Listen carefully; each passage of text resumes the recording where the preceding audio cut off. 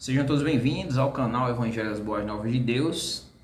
E hoje a temática é bem interessante, né? Muita gente não ouviu, né? Nunca nem ouviu falar nesse termo, animismo, mas a gente vai procurar durante o vídeo aqui. Preparei um esboço bem legal para a gente fazer uma abordagem compreensiva, né? Para que você que está aí possa entender o termo e compreender essa forma de enxergar a religiosidade, apesar que o animismo não é uma religião, mas compõe, tá dentro de várias religiões, inclusive, como a gente vai ver, as religiões modernas e também o paganismo, né? Então, para começar, a gente vamos logo entender o que é o animismo, né? Certo? Sendo que a compreensão vai ser daqui para o final do vídeo, então não vai só compreender e sair, né? Então, primeiro nós precisamos entender o que é o animismo, né? E o animismo ele parte de uma ideia, né? Uma ideia de que todas as coisas elas possuem espírito, né?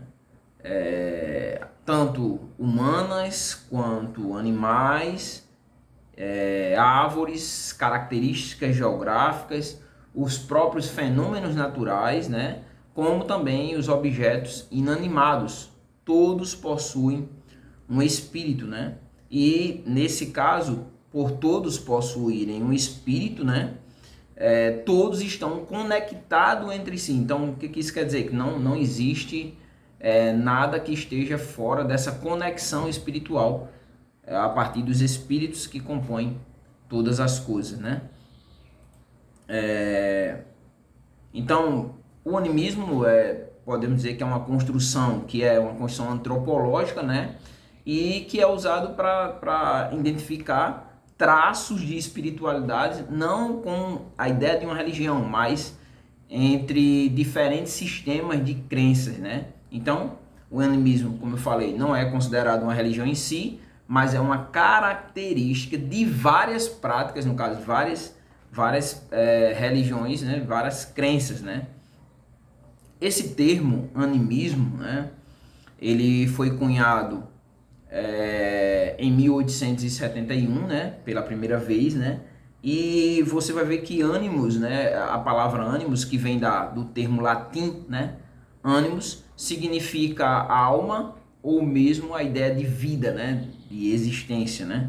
E esse termo é considerado uma característica fundamental em muitas religiões antigas, né? Especialmente as religiões de culturas tribais, como por exemplo as culturas indígenas, né? E também é encontrado dentro de algumas outras religiões que são inclusive contemporânea e antiga, né? Como religiões antigas e modernas, como por exemplo o shintoísmo, né? O hinduísmo, religião da Índia, né? O budismo, né? E o paganismo, que é o que a gente vai ver, explorar um pouquinho mais à frente, né?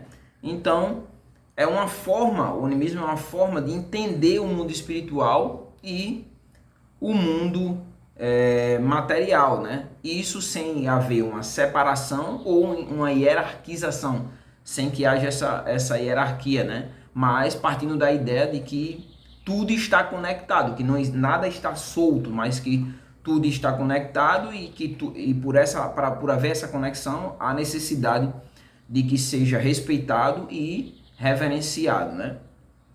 Atualmente, poderíamos dizer, o animismo pode ser identificado em formas, em diferentes formas, né? E isso nas principais religiões do mundo moderno, né? O animismo, se nós formos pegar a origem, né, do animismo, isso vai remontar, vai nos levar, nos conduzir até o Paleolítico, né, ou os hominídeos, né, que existiam naquela época, né? Então vai para essa época, né? Historicamente, se você for ver, foram tentativas, historicamente foram feitas tentativas para definir a experiência que o homem tem, né? A experiência espiritual, né? Humana, E para tentar chegar a uma definição dessa experiência, né, espiritual, foram feitos por vários filósofos e líderes religiosos, né? Por exemplo, 400 anos de Cristo, nós temos Pitágoras, né? E Pitágoras, ele discutiu a conexão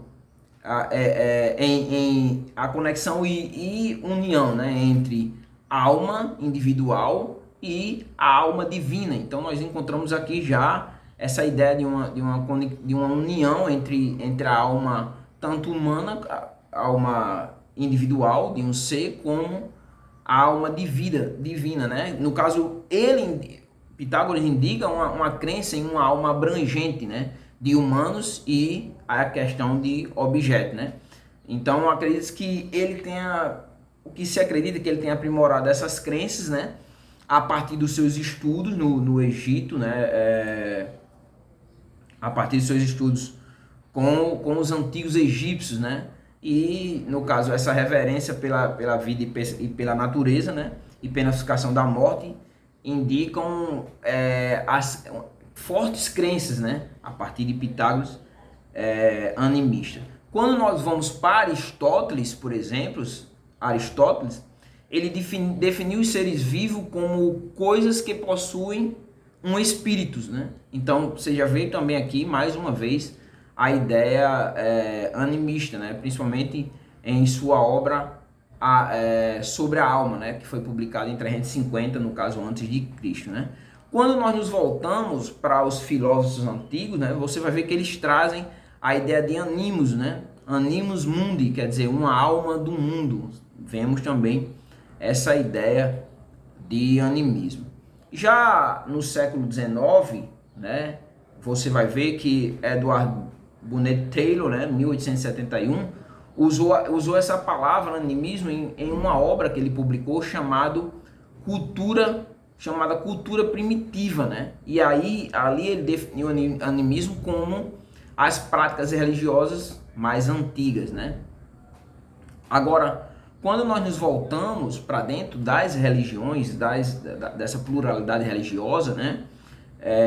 E vamos pegar esse termo animismo, né? Por exemplo, a partir de um autor chamado Taylor, né? Resultado de um trabalho, segundo ele, o animismo é comumente associado a culturas primitivas, né? Essa ideia da espiritualidade a partir do todo da natureza, das árvores, né? E se nós formos ver os elementos do animismo, né, ele está presente nas principais religiões organizadas do mundo. Começando aqui um exemplo, o shintoísmo, por exemplo, que eu já citei mais acima, né, que o shintoísmo é a religião tradicional do Japão, né, que essa religião é praticada por mais de 112 milhões de pessoas, né, não é tão conhecida no Brasil, né, mas mais conhecida onde tem a cultura japonesa. E no amargor da crença do shintoísmo, né, existe a crença em espíritos, né, que são conhecidos como kami. Essa palavra, inclusive, é um pouco bem complexa de ser definida. Inclusive, eu recomendo você ver o vídeo aí sobre o shintoísmo para se aprofundar, né? E os kamis, no caso, o kami habita todas as coisas, né? E, no caso, essa crença, nós podemos fazer uma conexão, né? Ligar o shintoísmo moderno às antigas práticas animistas, né? Quando nós nos voltamos para as comunidades tribais indígenas, né? E principalmente as australianas, nós vamos encontrar um termo também bem forte, né? Que vai fazer essa conexão com o animismo, que é o totemista, né? O totem, né? Que é a ideia de que uma planta, um animal, eles possuem poderes sobrenaturais, né? E aí eles devem ser reverenciados como um emblema ou mesmo símbolo da comunidade tribal, né? Muitas vezes existem inclusive tabus, né, sobre tocar ou muitas vezes comer ou mesmo ferir um totem, né, um animal, uma planta, por ter essa representatividade, né? Partindo daí a fonte do espírito do totem, né, que é uma entidade viva, né? Então a planta ou o animal, e não um objeto inanimado, né? Então Daí vem essa ideia do totem, né? Já no caso de outros povos, por exemplo, os Inuits, né, que é um povo esquimó da região antártica do Alasca, né, mais precisamente a Groenlândia, né, eles acreditam que os espíritos, né, podem possuir qualquer entidade. E aqui é legal uma coisa, né, que esses espíritos eles tanto podem possuir seres animados, né, como por exemplo um animal, como inanimado, né, e que esses seres podem serem também vivos ou podem ser mortos, né? Seres mortos. Então, partindo da ideia, uma ideia mais da ancestralidade e também trazendo novamente essa ideia de animismo. Outra coisa interessante é no paganismo, né? O paganismo que tem como a sua base, né, a magia, ou mesmo a divindade, a ancestralidade, espíritos da natureza e os elementos, né? Tudo isso vem dessa ideia do paganismo, né? Já quando nós nos voltamos para um neopaganismo contemporâneo, né? Esse neopaganismo ele tem sido uma forma de construir ou muitas vezes de reviver as antigas tradições pagãs, né? Como o druidismo ou mesmo o Inca, né? Asatru ou mesmo o ceticismo bem presente no cotidiano brasileiro. Se você for fazer uma pesquisa aí, você vai ver bem presente dentro desse cotidiano brasileiro. Por fim, eu quero aqui trazer uma compreensão para a gente finalizar, né? Que é a ideia do seguinte, entender também isso aqui é importante, né? Até ajuda a compreender o totem ou o totemismo, né?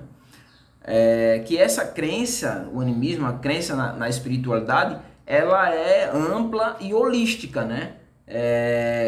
Exatamente da ideia de que tudo está conectado e que tudo tem esse espírito, né? E que o espírito não é dependente, por exemplo, o espírito não depende da planta ou do animal, é ao contrário, né? A entidade que depende do espírito que habita, né? E é esse corpo espiritual, ancestral ou mesmo partindo de uma visão mais holística. Então, fica subentendido de que o que seria quando alguém falar essa palavra animista, né? É a ideia de que todas as coisas possuem espírito, né? Sejam animados ou inanimados, né? Então, é isso. Eu espero que vocês tenham aprendido um pouco sobre o animismo, né? E se você não é inscrito no canal, se inscreva no canal, como também compartilhe esse vídeo para que outras pessoas tenham acesso à cultura religiosa. Dá o teu like aí, ou dislike, né? E faz alguns comentários para que você possa acrescentar dentro desse campo da ciência da religião e da cultura religiosa, né? Em especial essa ideia de animos, né? Ou animismo, né? Onde todas as coisas possuem um espírito. Então é isso, né? Até o próximo vídeo e espero que vocês tenham aprendido um pouco com esse conteúdo.